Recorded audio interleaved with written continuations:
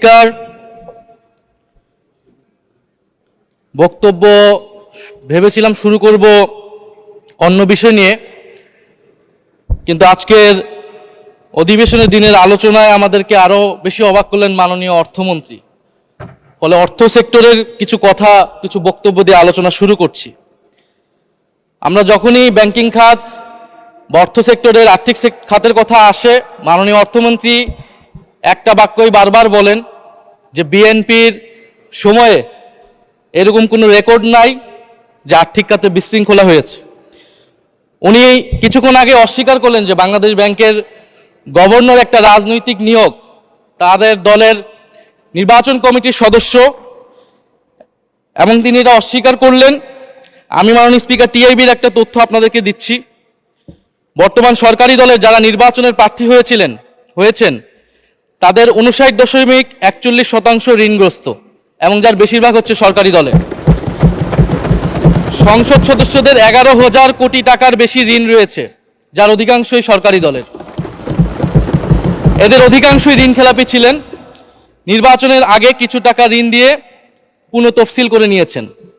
এবং বর্তমান যে বাংলাদেশ ব্যাংকের গভর্নর, তার স্পেশালিটিটা কি? তার স্পেশালিটি হচ্ছে এই ঋণ পুনঃতফসিল করা, এটাতে তিনি এক্সপার্ট। ফলে তাকে বাংলাদেশ ব্যাংকের গভর্নর কেন দেওয়া হয়েছে এটা খুব পরিষ্কার মাননীয় স্পিকার। এই যে হাজার হাজার কোটি টাকার ঋণ, সেই ঋণগুলো যাতে ঋণ পুনঃতফসিল করতে পারে, সেই সুযোগ সুবিধাটা করে দেওয়ার জন্যই বাংলাদেশের ইতিহাসে প্রথমবারের মতো একজন ব্যবসায়ীকে বাংলাদেশ ব্যাংকের গভর্নর দেওয়া হয়েছে। ফলে জাতির সামনে এই জিনিসগুলো পরিষ্কার হয়েছে। এখন সামনের আর্থিক খাতে আরো নিয়োগ তারা কি বিবেচনায় দিবেন, এই জন্য আমরা তাদের উপর আর আস্থা রাখতে পারছি না মাননীয় স্পিকার। মাননীয় স্পিকার,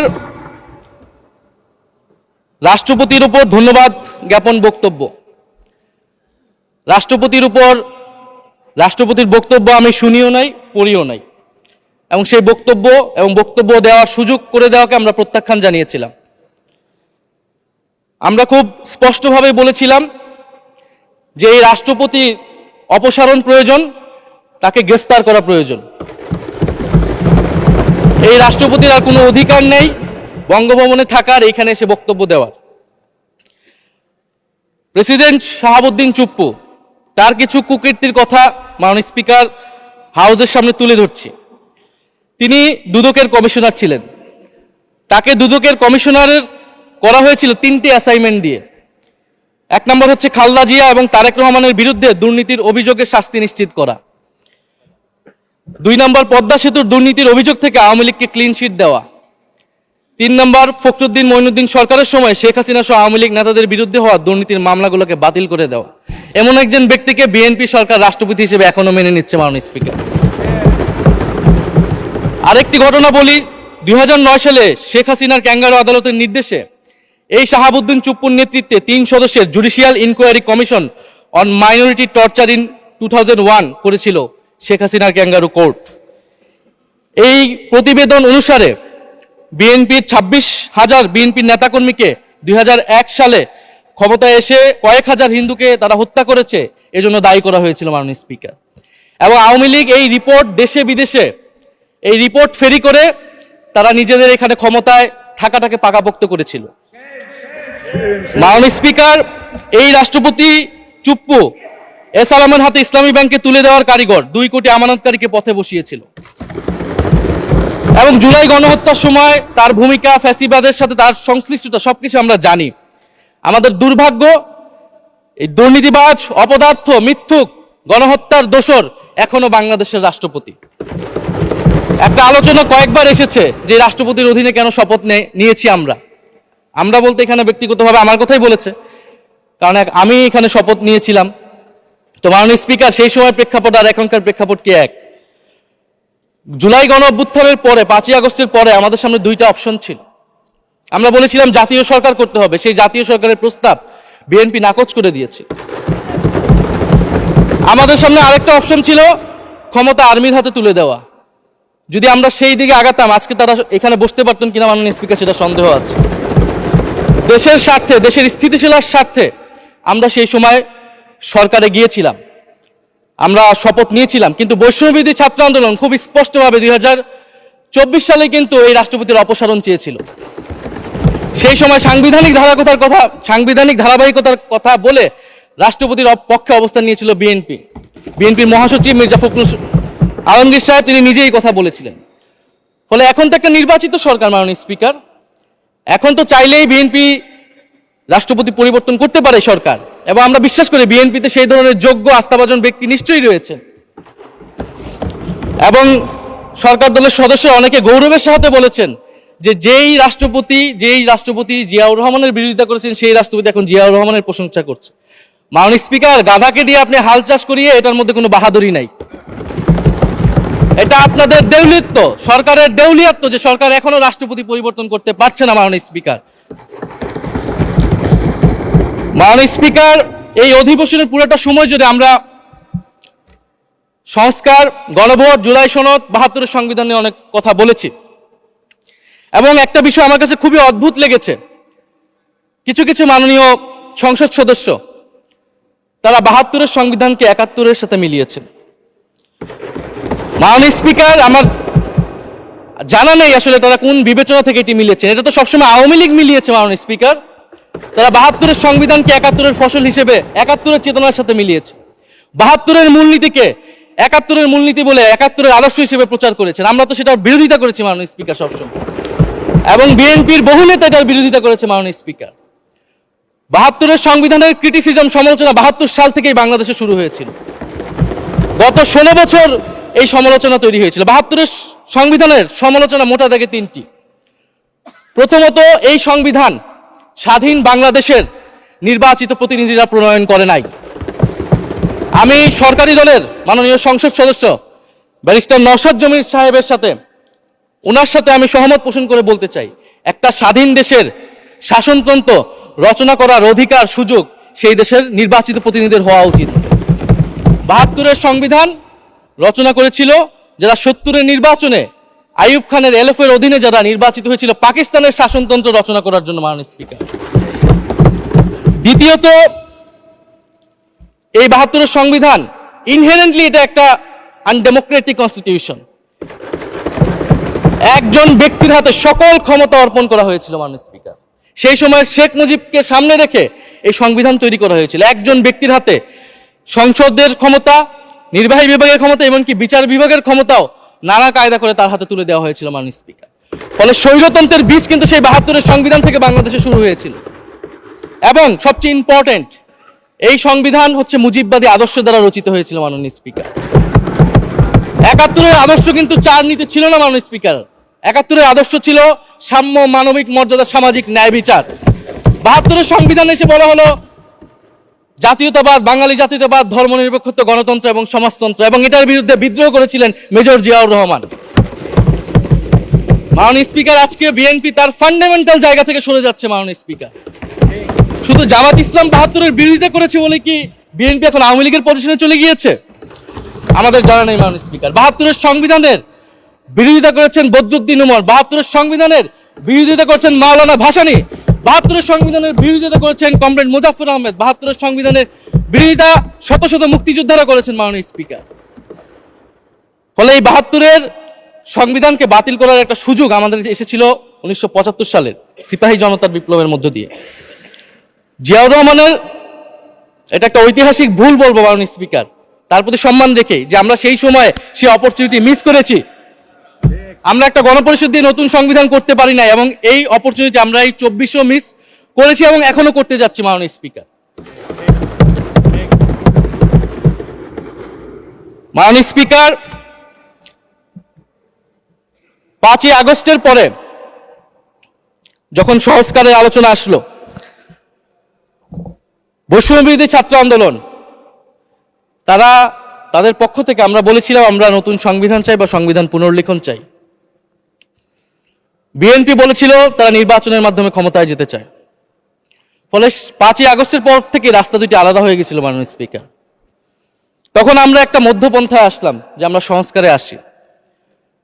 সেই জায়গা থেকে সংস্কার কমিশন ঐক্যমত, সেখানে আলোচনা হলো। এখন সাংবিধানিক সংস্কার পরিষদ করার কথা গণভোটে বলা হলো। এখন বিএনপি সেই জায়গা থেকে সরে গিয়েছে।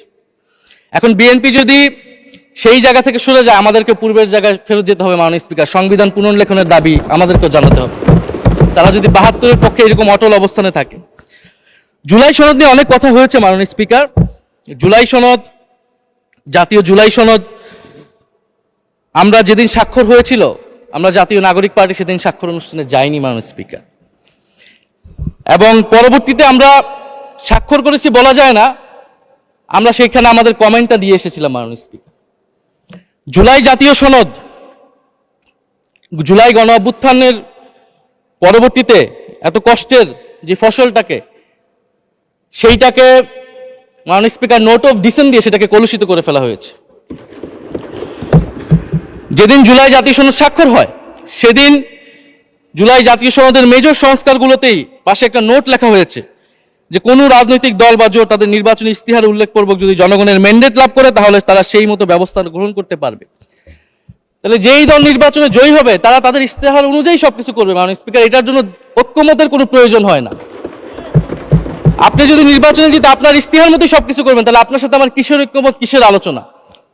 এবং সেই নোটগুলো কিভাবে লেখানো হয়েছে, কিভাবে বল প্রয়োগ করে, শক্তি প্রয়োগ করে ঐক্যমত কমিশনকে চাপ দিয়ে লেখানো হয়েছে মাননীয় স্পিকার, এটা ঐক্যমত কমিশনের আমি মনে করি এখন বলার সুযোগ হয়ে এসেছে, সময় এসেছে। ফলে জুলাই জাতীয় সনদ কে আমরা একসেপ্ট সেই সময় করতে পারি নাই, এবং মাননীয় স্বরাষ্ট্রমন্ত্রীর ভাষাকে ধার করে আমি বলতে চাই যে জুলাই জাতীয় সনদ এক অন্তহীন প্রতারণার দলিলে পরিণত করেছে মাননীয় স্পিকার বিএনপি এটাকে। এবং 72-এর সংবিধানকে আওয়ামী লীগ দলীয় ইস্তেহারে পরিণত করেছিল, কলুষিত করেছিল, এবং জুলাই জাতীয় সনদকে বিএনপি কলুষিত করেছে, দলীয় ইস্তেহারে পরিণত করেছে মাননীয় স্পিকার। আপনি বলছেন জুলাই জাতীয় সনদ, তারপরে আপনি দেখাচ্ছেন হচ্ছে আমার দলীয় ইস্তিহার, তাহলে এখানে তো কোনো ঐক্যমতের সুযোগ নাই। এরপরে আসলো গণভোট। গণভোটের আদেশ নিয়ে সমালোচনা আছে, এবং এই সমালোচনা আমরাও করেছি যে রাষ্ট্রপতি এই ধরনের অর্ডার দিতে পারে কিনা। কিন্তু গণভোটটাকে সবাই মেনে একটা কনসেনসাসের ভিত্তিতেই তো আমরা এই গণভোটে সবাই মিলে অংশগ্রহণ করলাম মাননীয় স্পিকার। বিএনপি এবং তৎকালীন বিএনপির বর্তমান মাননীয় প্রধানমন্ত্রী এবং চেয়ারপারসন তিনি নিজেও সংস্কারের পক্ষে, হ্যাঁ পক্ষে ভোটে প্রচারণা করেছেন। ফলে আপনাদের ইলেকশনের আগে এটা পরিষ্কার করা প্রয়োজন ছিল যে এই গণভোট আপনারা মানেন না, এই গণভোটে হ্যাঁ বা না জিতুক এটার সাথে আপনাদের কোনো সম্পর্ক নাই। ওনারা কিন্তু মাননীয় স্পিকার সেটা করেননি। ফলে জুলাই গণভোট এটা রাজনৈতিক সিদ্ধান্ত এবং গণরায়। মাননীয় স্বরাষ্ট্রমন্ত্রী তিনি নিজেই সেই সময় বলেছেন যে গণরায় হচ্ছে সার্বভৌম ক্ষমতা, জনগণের রায় আসলে সেটা সকলেই মেনে নিতে বাধ্য হবে, এমনকি যদি সেটার বিরুদ্ধেও কেউ বিজয়ী হয় তারাও সেটা মেনে নিতে বাধ্য হবে। ফলে আমরা মনে করি যে এই গণভোট অনুসারে যে সাংবিধানিক সংস্কার পরিষদ, অতি দ্রুত সময়ের মধ্যে সাংবিধানিক সংস্কার পরিষদ গঠন করা উচিত, এর সুরাহা করা উচিত। আমরা তো মাননীয় স্পিকার অনেক দূর সরে এসেছি, নতুন সংবিধানের জায়গা থেকে সরে আসতে আসতে আমরা কোথায় আসলাম? আমরা খুবই সামান্য কিছু দাবি এখানে এসেছে, জুলাই জাতীয় সনদ বা গণভোট যেটাই বলেন না কেন, যে একটা উচ্চকক্ষ হবে ভোটের অনুপাতে, তত্ত্বাবধায়ক সরকার হবে। এই তত্ত্বাবধায়ক সরকার নিয়েই তো এত ঝামেলা, গত 16 বছরের এত আন্দোলন। কিভাবে নিয়োগ হবে এই নিয়োগটা আমাদেরকে জানতে হবে মাননীয় স্পিকার। নির্বাচন কমিশনার এবং সাংবিধানিক প্রতিষ্ঠানগুলোতে কিভাবে নিয়োগ হবে, একটা নির্দলীয় এবং গ্রহণযোগ্য নিয়োগ আমরা কিভাবে করতে পারি যেটা দেশকে বিভাজিত করবে না, বিরোধী দলের উপরে বিরোধী দলের অধিকার ক্ষুণ্ণ করবে না, এবং সবচেয়ে গুরুত্বপূর্ণ বিচার বিভাগ পৃথকীকরণ মাননীয় স্পিকার। এগুলা আমরা 5ই আগস্টের পরে আসমান থেকে বলি না, এগুলা গত 16 বছর আলোচনা হয়েছে। বিএনপির 31 দফায় আলোচনা ছিল, আরো অনেক রাজনৈতিক দলের আলোচনাতে, সংস্কারের আলোচনা থেকে আমরা মাননীয় স্পিকার ধার করেছিলাম। হ্যাঁ, বিচার বিভাগ এই মুহূর্তে পৃথকীকরণ বা বিচার বিভাগের স্বাধীনতা নিয়ে কনসার্ন আছে, কারণ আওয়ামী লীগের নিয়োগকৃত অনেক বিচারক মাননীয় স্পিকার এখনো রয়ে গেছে বিচারালয়ে, যারা এই জামিনগুলো করিয়েছে ফ্যাসিস্টদের। কিন্তু সেটার একটা সুরাহা আপনারা করেন, আমরা সহযোগিতা করব, কিন্তু তারপরে তো বিচার বিভাগের স্বাধীনতা মাননীয় স্পিকার নিশ্চিত করতে হবে। গুম এবং মানবাধিকার অধ্যাদেশ বাতিল করলেন, আপনারা বলছেন ভালো আইন নিয়ে আসবেন। তো ভালো আইন যতক্ষণ পর্যন্ত আনতে পারছে না ততক্ষণ পর্যন্ত মাননীয় স্পিকার আপনাদের সমালোচনাটা সহ্য করতে হবে। আপনারা ভালো আইন নিয়ে আসুন এবং অতি দ্রুত সময়ের মধ্যে নিয়ে আসুন, আমরা দেখি। মাননীয় স্পিকার, এই সংসদে এই অধিবেশনে আরেকটি বিষয় বারবার এসেছে, সেটা হচ্ছে মুক্তিযুদ্ধ এবং জুলাই গণ অভ্যুত্থান। মুক্তিযুদ্ধকে মাননীয় স্পিকার আমরা শ্রদ্ধা করি, আমরা মনে করি এই প্রজন্ম যারা জুলাই গণ অভ্যুত্থানে অংশগ্রহণ করেছি, জুলাই গণ অভ্যুত্থানের মধ্য দিয়ে মুক্তিযুদ্ধের নতুন রূপ তৈরি হয়েছে, মুক্তিযুদ্ধের নবায়ন হয়েছে। মাননীয় স্পিকার, ফলে মুক্তিযুদ্ধের সাথে জুলাই গণ অভ্যুত্থানের কোনো সাংঘর্ষিক অবস্থান নেই। আমরা বারবার বলেছি মুক্তিযুদ্ধ, জুলাই গণ অভ্যুত্থান হচ্ছে মুক্তিযুদ্ধেরই আরেকটি ধারাবাহিকতা। মুক্তিযুদ্ধে আমরা সাম্য মানবিক মর্যাদার কথা বলেছি, জুলাই গণ অভ্যুত্থানে আমরা বৈষম্য বিরোধী গণতান্ত্রিক বাংলাদেশের কথা বলেছি। মাননীয় স্পিকার, কোথায় পার্থক্য, কোথায় আলাদা, এবং কোন ঘটনা বড় কোন ঘটনা ছোট, এটা অহৈতুক তর্ক। মাননীয় স্পিকার, আমরা কেউ বলি নাই যে জুলাই গণ অভ্যুত্থান মুক্তিযুদ্ধের থেকে বড়, বা জুলাই গণ অভ্যুত্থান 90-এর থেকে বড় বা 90-এর থেকে ছোট। জুলাই গণ অভ্যুত্থান এক বিশেষ ঘটনা বাংলাদেশের ইতিহাসে, মুক্তিযুদ্ধ এক বিশেষ ঘটনা, মুক্তিযুদ্ধ বাংলাদেশের ফাউন্ডেশন। মাননীয় স্পিকার, এটার ব্যাপারে আমরা আনকম্প্রোমাইজেবল, এটা নিয়ে কোনো বিতর্কের কোনো সুযোগ নাই। তবে এই কথাটা ওনারাই বারবার বলে মুক্তিযুদ্ধকেও ছোট করতেছেন, জুলাই গণ অভ্যুত্থানকেও ছোট করতেছেন।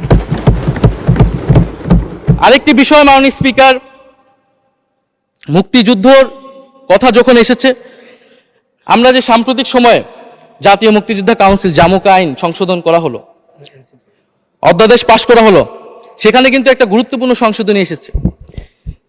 মুক্তিযোদ্ধাদের সংজ্ঞা থেকে মুজিব বাহিনীকে বাদ দেওয়া হয়েছে। মাননীয় স্পিকার, এবং আপনারা জানেন যে এই মুজিব বাহিনী, সেটাকে সংযুক্তির মাধ্যমে হাজার হাজার ছাত্রলীগের নেতাকর্মীকে মুক্তিযোদ্ধা সার্টিফিকেট দেওয়া হয়েছিল। মাননীয় স্পিকার, মুজিব বাহিনীর রোল কি ছিল, এটা আপনারা এখানে যারা অভিজ্ঞ মাননীয় স্পিকার অনেক মুক্তিযোদ্ধা আছেন, তারা ভালো করেই জানেন। মুজিব বাহিনী তৈরি হয়েছিল অন্তর্ঘাত তৈরি করার জন্য। তারা অস্ত্র হাতে দেশে পাকিস্তান বাহিনীর বিরুদ্ধে যুদ্ধ করে নাই। তারা দেশে ঢুকে মুক্তিযুদ্ধের আওয়ামী লীগ বারে অন্য যেই পক্ষগুলো রয়েছে তাদেরকে হত্যা করেছিল। মাননীয় স্পিকার, ফলে মুজিব বাহিনী কিন্তু কোনো মুক্তিযোদ্ধা না বর্তমান আইন অনুসারে। কিন্তু এখানে অনেক মুজিব বাহিনীর কিছু লোক আছেন, তারা নিজেদেরকে মুক্তিযোদ্ধা হিসেবে বারবার জাহির করছে।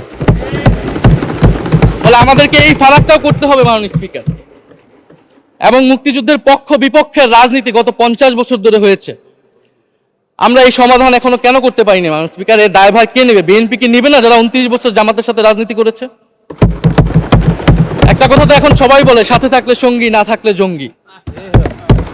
বলে এটার দায়িত্ব ছিল তো উনাদের, এই রিকনসিলিয়েশন তৈরি করা, এই প্রশ্নের সুরাহা করা। জুলাই গণ অভ্যুত্থানের পরে, স্বাধীনতার 54-55 বছর পরে জাতীয় সংসদে মুক্তিযুদ্ধের পক্ষ আর বিপক্ষ বলে ভাগ থাকবে, এটা তো মাননীয় স্পিকার আমরা প্রত্যাশা করি না, এটা এই প্রজন্ম প্রত্যাশা করে না। আমি মাননীয় স্বরাষ্ট্রমন্ত্রীর সাথে একমত পোষণ করি যে ইতিহাসের এই বিতর্ক আমাদেরকে সমাধান করতে হবে, একপাশে রেখে সামনের দিকে এগিয়ে যেতে হবে, এবং এটা সব পক্ষকে এটার জন্য দায়িত্বশীল ভূমিকা পালন করতে হবে। মুক্তিযুদ্ধ যেমন কোনো দেশের ষড়যন্ত্র না, আবার মুক্তিযুদ্ধের নাম করে এদেশে যে লুটপাট ফ্যাসিবাদ কায়েম হয়েছে, সেটাও আমাদের ভুলা যাবে না। মাননীয় স্পিকার, মাননীয় স্পিকার, জুলাই গণ অভ্যুত্থান সকলের অংশগ্রহণে হয়েছিল, এটা আমরা বারবার বলেছি। তবে বিএনপির বিভিন্ন সদস্য তারা তাদের আলোচনায় বারবার বলার চেষ্টা করে যে আমরা ছিলাম না, আমরা তো এভাবে ছিলাম, এভাবে ছিলাম। এটা তো প্রমাণ করার প্রয়োজন নাই। মাননীয় স্পিকার, এটা কেন এত হীনমন্যতা আমাদের এটা বুঝে আসে না। বিএনপি তো অবশ্যই জুলাই গণ অভ্যুত্থানে ছিল, আমাদের সাথেই ছিল, এবং সেই সময়ের একটা উক্তি বিএনপির মহাসচিব মির্জা ফখরুল ইসলাম আলমগীর, উনি বলেছিলেন যে এই আন্দোলনের সাথে আমাদের সম্পর্ক নাই, এটা ছাত্রদের আন্দোলন। তার ওই বক্তব্য সঠিক ছিল। মাননীয় স্পিকার, তার ওই সময়ে কৌশলগত অবস্থান এটাই সঠিক ছিল, উনি ওই সময় এই বক্তব্যই প্রয়োজন ছিল, এটা তো আমাদের কোনো দ্বিমত নাই। মাননীয় স্পিকার, আমাকে ডিজিএফআই, ডিবি, এসবি, বাংলাদেশের হেন কোনো গোয়েন্দা সংস্থা নাই যারা আমাকে ইন্টারোগেশন করেছে, টর্চার করেছে, এবং একটা কথা বারবার বলানোর চেষ্টা করেছিল যে এই আন্দোলন বিএনপি জামাতের আন্দোলন, যারা আগুন লাগিয়েছে তারা বিএনপি জামাতের সন্ত্রাসী। এটা একবার তোমরা শুধু বলো। ডিবি অফিসের শেষ পর্যন্ত আমরা বাধ্য হয়েছি আন্দোলন স্থগিতের ঘোষণা দিতে, কিন্তু কখনো এই কথাটা মাননীয় স্পিকার আমরা বলিনি। ফ্যাসিবাদ বিরোধী রাজনৈতিক দলের নেতাকর্মীকে আমরা আন্দোলনের সময় থেকে এখন পর্যন্ত কখনো আমরা অস্বীকার করিনি। কিন্তু একটা জায়গা আমরা ফারাক করতে চাই, যে এই গণ অভ্যুত্থান কোনো দলীয় আন্দোলন নয়। 90 গণ অভ্যুত্থান, 69 গণ অভ্যুত্থান থেকে এই গণ অভ্যুত্থানের পার্থক্য রয়েছে। মাননীয় স্পিকার, এই গণ অভ্যুত্থানে ফ্যাসিবাদ বিরোধী রাজনৈতিক দলের নেতাকর্মীরা নেতৃত্বে নয়, সামনে পিছনে ছিল। মাননীয় স্পিকার, সামনে সাধারণ জনগণ ছিল, ছাত্ররা ছিল। ফলে সেই হিসেবেই এই গণ অভ্যুত্থানকে স্বীকৃতি দেওয়া উচিত। এখন যদি বলা হয় যে অমুকের নেতৃত্বে এই গণ অভ্যুত্থান হয়েছে, আমাদের লোকেরা এই গণ অভ্যুত্থান করেছে। এটা মাননীয় স্পিকার, এই গণ অভ্যুত্থানের সাথে যারা সাধারণ মানুষ নেমেছিল, যারা শহীদ হয়েছে, তাদের সাথে মাননীয় স্পিকার বিশ্বাসঘাতকতা করা হবে। ফলে জুলাই গণ অভ্যুত্থানের সকলের অংশগ্রহণ ছিল। হ্যাঁ, আমাদের অনেক মতপার্থক্য। জুলাই গণ অভ্যুত্থানের পরে আমাদের রাস্তা আলাদা হয়ে গেছে, আমরা মনে করি রাজনৈতিকভাবে, কিন্তু গণ অভ্যুত্থান আমরা একসাথেই করেছিলাম মাননীয় স্পিকার। এবং আমি দুইটা কোটেশন বলতে চাই মাননীয় স্পিকার। 7ই আগস্টে নয়াপল্টনের সমাবেশে জনাব তারেক রহমান ভার্চুয়ালি যুক্ত হয়ে বলেন, 1971 ছিল স্বাধীনতা অর্জনের আন্দোলন, আর 2024-এর আন্দোলন হলো সেই স্বাধীনতা ও সার্বভৌমত্ব রক্ষার আন্দোলন। এই আন্দোলনে অংশ নেওয়া প্রতিটি ছাত্র জনতা আজ থেকে নতুন দিনের মুক্তিযোদ্ধা। মাননীয় স্পিকার, মুক্তিযুদ্ধের সাথে আমরা তুলনা করছি এই জায়গা থেকে, কারণ আমাদের কাছে এটা প্রায় যুদ্ধ সময় একটা পরিস্থিতি ছিল। 6 আগস্ট বঙ্গভবনে আলোচনা শেষে ব্রিফিংয়ে মির্জা ফখরুল ইসলাম আলমগীর বলেন, ছাত্র জনতা বুকের রক্ত দিয়ে আমাদের নতুন এক সকাল উপহার দিয়েছে। বাংলাদেশ আজ দ্বিতীয়বার স্বাধীন হলো। এই স্বাধীনতা আমাদের রক্ত দিয়ে রক্ষা করতে হবে মাননীয় স্পিকার। আমরাও বলি রক্ত দিয়ে রক্ষা করতে হবে। মাননীয় স্পিকার, আমাকে একটু সময় বাড়িয়ে দিবেন। আমি যে সময়টা পেয়েছি এটা বিরোধী দলের কোটা থেকে, আমি আশা করব সরকারি দলের কোটা থেকে আমি আরো 10 মিনিট পাবো মাননীয় স্পিকার। মাননীয় চিফ হুইপ এবং সংসদ নেতা নিশ্চয়ই এটাতে সম্মতি দিবেন। মাননীয় স্পিকার, আমরা ভারত এবং পররাষ্ট্রনীতি নিয়ে কিছু কথা বলতে চাই। এই সরকার আসার পর একটা জিনিস বারবার আছে যে ভারতের সাথে সম্পর্ক উন্নয়ন, এবং মাননীয় পররাষ্ট্র মন্ত্রী যিনি আগের সরকারের নিরাপত্তা উপদেষ্টা, যার পদত্যাগ তৎকালীন বিএনপি চেয়েছিলেন, সেই পররাষ্ট্রমন্ত্রী ভারতে সফর করেছেন প্রথম, এবং তিনি যে বিবৃতি দিয়েছেন সেই বিবৃতি আমাদের কাছে স্পষ্ট না। আমরা কোন ভিত্তিতে ভারতের সাথে সম্পর্ক উন্নয়নের কথা বলছি? যেই ভিত্তিতে আওয়ামী লীগ উন্নয়নের কথা বলেছিল সেই ভিত্তিতে? ভারত বাংলাদেশকে 1971 সালের পর থেকে করদ রাজ্য পরিণত করার জন্য হেন চেষ্টা নেই যে করে নাই মাননীয় স্পিকার। সীমান্তে হত্যাকাণ্ড এখনো হচ্ছে, আমরা নদীর পানি হিস্সা পাচ্ছি না, এবং নতুন করে যেটা হচ্ছে যে বর্ডারে বাংলাদেশি বলে বিভিন্ন মানুষকে পুশ ইন করা হচ্ছে। 2025 সালে 2 মাসে 4000 মানুষকে বাংলাদেশে পুশ ইন করেছে ভারত, ইন্ডিয়ান এক্সপ্রেস অনুযায়ী। মাননীয় স্পিকার, এক ভয়ঙ্কর সংকট সামনের দিনে আমাদের দিকে কিন্তু আসতে যাচ্ছে। এবারে পশ্চিমবঙ্গের ইলেকশন হলো মাননীয় স্পিকার। নির্বাচনের কয়েকদিন আগে ভোটার তালিকা থেকে অন্তত 30 লক্ষ জীবিত ভোটারকে বাদ দেওয়া হয়েছে। এদের অধিকাংশ হচ্ছে মুসলিম এবং মতুয়া সম্প্রদায় মাননীয় স্পিকার। এবং এনআরসি তারা করেছে, বাংলাভাষী মুসলমানদেরকে তারা বাংলাদেশি বলে বিতাড়িত করছে এবং বাংলাদেশে পুশ ইন করার চেষ্টা করছে। এবং আমাদের যে ভারতের সাথে আগের সংকট রয়েছে, এবং গত 16 বছর যে ফ্যাসিজম ছিল, সেটাকে আঞ্চলিক এবং আন্তর্জাতিকভাবে আওয়ামী লীগকে স্পষ্টভাবে সমর্থন দিয়েছিল ভারত। এবং এখনো জুলাইয়ের গণহত্যাকারী খুনি শেখ হাসিনা, ওসমান হাদির হত্যাকারীরা সবাই ভারত তাদেরকে আশ্রয় দিয়েছে। ফলে ভারতের সাথে এই বিষয়গুলো নিয়ে আমাদের সরকার কি কথা বলেছে এটা মাননীয় স্পিকার আমরা জানতে চাই। ভারতের সাথে সম্পর্ক আমরা উন্নয়ন করতে চাই, ভারত আমাদের প্রতিবেশী দেশ, কিন্তু মর্যাদার ভিত্তিতে, সাম্যের ভিত্তিতে এই সম্পর্ক হতে হবে মাননীয় স্পিকার। ভারত শুধু আওয়ামী লীগের সাথে সম্পর্ক তৈরি করে এই দেশকে নিয়ন্ত্রণ করার চেষ্টা করছে, সেই দিনকে সে কবর রচনা করতে হবে মাননীয় স্পিকার। ফলে এটা আমরা বুঝতে পারতেছি না ভারত বিএনপির সাথে বা বর্তমান সরকারের সাথে তার সম্পর্কের ভিত্তিটা কি, এবং বর্তমান সরকার আমার এই কথাগুলো যেগুলো আমি বললাম সেগুলো নিয়ে ভারতের সাথে কথা বলেছে কিনা মাননীয় স্পিকার। মাননীয় স্পিকার, দুর্নীতি নিয়ে অনেক কথা হয়, আমি ঋণ খেলাপির পরিসংখ্যানগুলো দিলাম, এবং নির্বাচনের বিধান অনুযায়ী ঋণ খেলাপিকে নির্বাচনে প্রার্থী হতে পারবে না, কিন্তু আমরা দেখলাম নির্বাচনের আগে কিছু টাকা পরিশোধ করে ঋণ পুনঃতফসিল করে তারা সংসদ সদস্য বেশি আসলেন মাননীয় স্পিকার। মাননীয় স্পিকার, আমি কিছু সংখ্যা বলছি। 1700 কোটি টাকা, 765 কোটি টাকা, 679 কোটি টাকা, 621 কোটি টাকা, 201 কোটি টাকা, 182 কোটি টাকা, 97 কোটি টাকা। মাননীয় স্পিকার, এগুলো আমাদের সংসদ সদস্য যারা তাদের ঋণ রয়েছে মাননীয় স্পিকার। এবার আমি নাম বললাম না, কিন্তু পরের সেশনে কিন্তু মাননীয় স্পিকার আমি নাম ধরেই কথা বলবো, এগুলা ফ্যাক্ট। এবং এখনো 2 জন আসতে পারে নাই এই কারণে। এখন দুর্নীতির বিরুদ্ধে তো যুদ্ধ ঘোষণা হয়েছে, এখন এই ঋণগুলো কবে বাংলাদেশের জনগণ ফেরত পাবে, বাংলাদেশের ব্যাংক ফেরত পাবে মাননীয় স্পিকার, এটা আমরা জানতে চাই। মাননীয় স্পিকার, যদি সময় একটু বাড়িয়ে দেন। হ্যাঁ, মাননীয় সদস্য, আপনি আবেদন জানিয়েছিলেন, এর মধ্যে ট্রেজারি বেঞ্চের যে চিফ হুইপ আছেন, মাননীয় চিফ হুইপ, উনি আমাকে জানিয়েছেন উনার সময় 20 মিনিট বরাদ্দ ছিল, সেখান থেকে 5 মিনিট উনি কর্তন করে আপনাকে দিয়েছেন। তো আপনি 5 মিনিটের মধ্যে দয়া করে শেষ করবেন। থ্যাংক মাননীয় ইউ। স্পিকার, আর মাননীয় প্রধানমন্ত্রীর থেকে আরো 5 মিনিট আমি রিকোয়েস্ট করছি মাননীয় স্পিকার। আর যদি 5 মিনিটে শেষ করতে পারে আমি শেষ করে দিব, কোনো সমস্যা নেই। মাননীয় স্পিকার, ফলে আমরা দুর্নীতির কথা বলা হচ্ছে, 16 বছরে আওয়ামী লীগের যে দুর্নীতি, সেই দুর্নীতি থেকেও বড় হয়ে গেছে অন্তর্বর্তী সরকারের সময় ছাত্র সমন্বয়করা কি দুর্নীতি করেছে। মাননীয় স্পিকার, ছাত্র সমন্বয়করা খুবই খারাপ, তারা মন্ত্রণালয়ে ঘুরেছে, দুর্নীতি করেছে, কিংস পার্টি করেছে। তো মাননীয় স্পিকার, গত আওয়ামী লীগের আমলে 16 বছরের দুর্নীতির বিচার ওনারা কিভাবে করবেন সেইটা মাননীয় স্পিকার ওনাদের বলা উচিত জনগণের সামনে। এবং আরো ভালো হয় যদি 2001 থেকে 6 সাল পর্যন্ত মাননীয় স্পিকার যে দুর্নীতির অভিযোগগুলো এসেছিল সেটারও একটা স্বচ্ছ তদন্ত মাননীয় স্পিকারের বর্তমান সরকার করেন। দুর্নীতি কেউ না কেউ তো করেছে, কারা করেছে তাদের নাম বাংলাদেশের জনগণের সামনে উন্মুক্ত করা হোক, কারণ সেটার জন্যই তাদেরকে ভোগান্তি পোহাতে হয়েছে 1/11 ষড়যন্ত্রের মাধ্যমে। বর্তমান প্রধানমন্ত্রী, তাকেও কিন্তু দুর্নীতির মিথ্যা অভিযোগ দিয়ে মাননীয় স্পিকার তার বিরুদ্ধে মামলা করা হয়েছিল। মাননীয় স্পিকার, মাননীয় স্বরাষ্ট্রমন্ত্রীর দৃষ্টি আকর্ষণ করছে, একটু আইন শৃঙ্খলা নিয়ে কথা বলি। 2 মাসে বিএনপির হাতে খুন হয়েছে 31 জন, ধর্ষণের ঘটনা ঘটেছে 14টি, বিএনপির চাঁদাবাজির খবর এসেছে 83টি, হামলার ঘটনা এসেছে 154টি। এর একটিতে সরকার কার্যকর কোনো ব্যবস্থা গ্রহণ করেনি।